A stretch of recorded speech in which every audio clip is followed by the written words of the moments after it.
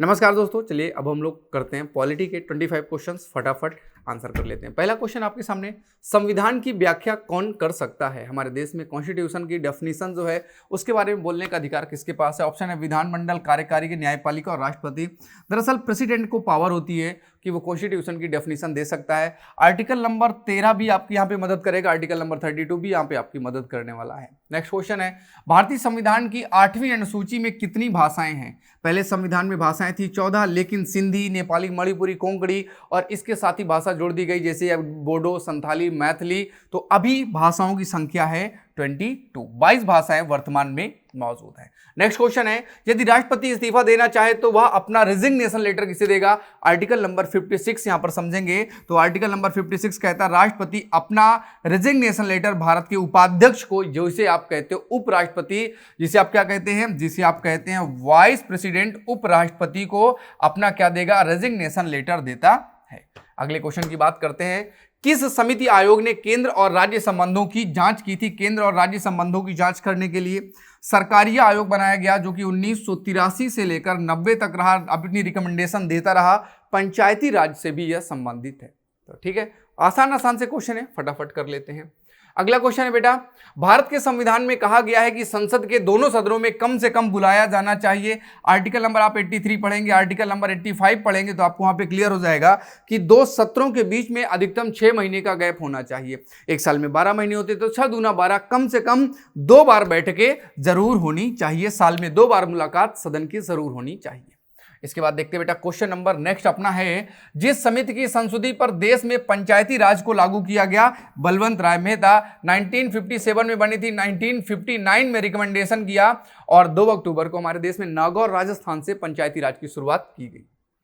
अगला क्वेश्चन है, भारत के कल्याणकारी राज्य का आधार, आप पढ़ेंगे आर्टिकल नंबर 37, पता चल जाएगा कि कल्याणकारी राज्य का आधार आपको कौन मिलने वाला है?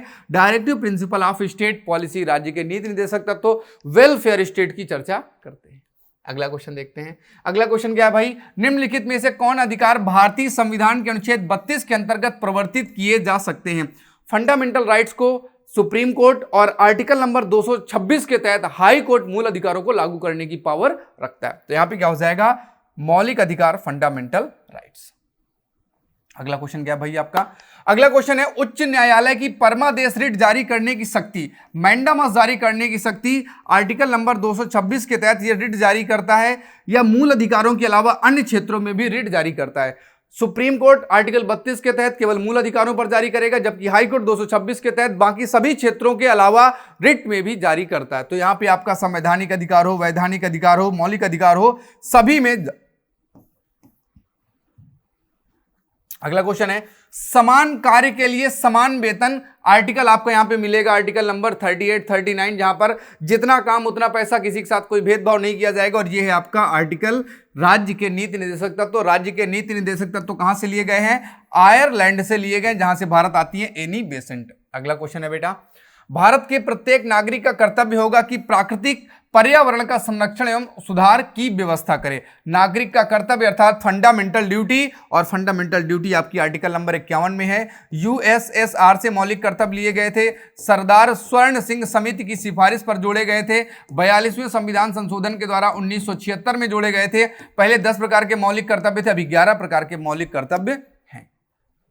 भारतीय संविधान की प्रस्तावना में पंथ निरपेक्ष या धर्म निरपेक्ष शब्द जोड़ा गया 42वें संविधान संशोधन के द्वारा 1976 में। साथ ही साथ समाजवादी शब्द भी जोड़ा गया और साथ ही साथ अखंडता, इंटेग्रिटी शब्द को भी क्या किया गया था? जोड़ा गया था। क्वेश्चन नंबर नेक्स्ट देखते हैं, फटाफट कर लेते हैं ना। भारतीय संविधान सभा की प्रारूप समिति के अध्यक्ष कौन थे? प्रारूप समिति का गठन किया गया था बेटा 29 अगस्त 1947 को, जिसमें 7 सदस्य थे। BR अम्बेडकर यानी कि बाबा साहब भीमराव अंबेडकर इसके अध्यक्ष थे।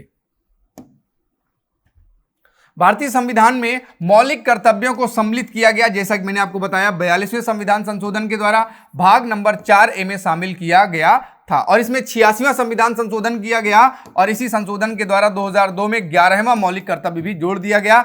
अभी वर्तमान में 11 मौलिक कर्तव्य हैं। भारत सरकार के मुख्य विधिक परामर्शदाता को क्या कहते हैं? Article number 76।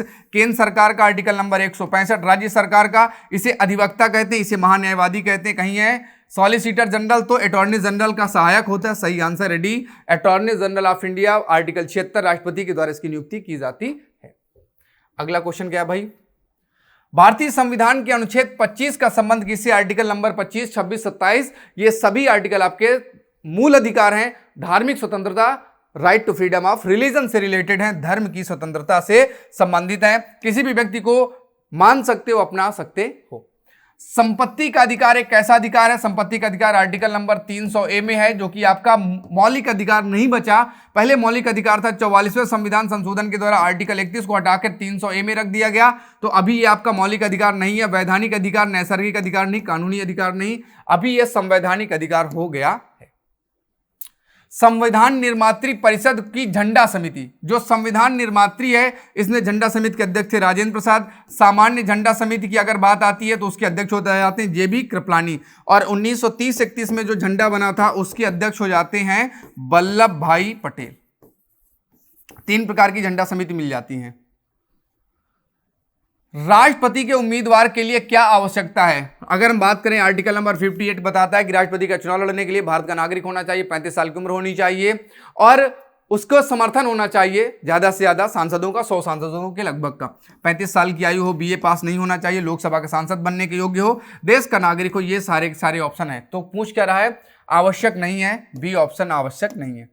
अगला और आखिरी क्वेश्चन है, यह धन विधेयक है, इसका निर्णय कौन करता है? आर्टिकल नंबर 109 में कहा गया कि धन विधेयक से संबंधित जो भी पावर है वो भारत के लोकसभा अध्यक्ष को दी गई है। हालांकि अगर हम बात करें परिभाषा की, तो परिभाषा की यहां पर दी गई है, परिभाषा दी गई है आर्टिकल नंबर 110 में, और इस पर पूरी पावर लोकसभा के पास होती है। इसी तरह से आपका एक होता है वित्त विधेयक। वित्त विधेयक जो है आपका फाइनेंस बिल होता है, आर्टिकल नंबर 117 के तहत होता है। कौन धन विधेयक है, कौन वित्त विधेयक है, कौन संविधान संशोधन विधेयक, ये सब कुछ फाइनल करने का अधिकार लोकसभा के अध्यक्ष महोदय के पास होता है। तो आज की क्लास में इतने ही क्वेश्चन, फिर मिलेंगे और फिर अगले दिन 25 क्वेश्चन करेंगे। मुझे दीजिएगा आगे, हंसते रहिए, मुस्कुराते रहिए, tata bye and take care. Next question आपको आगे जरूर मिलेगा।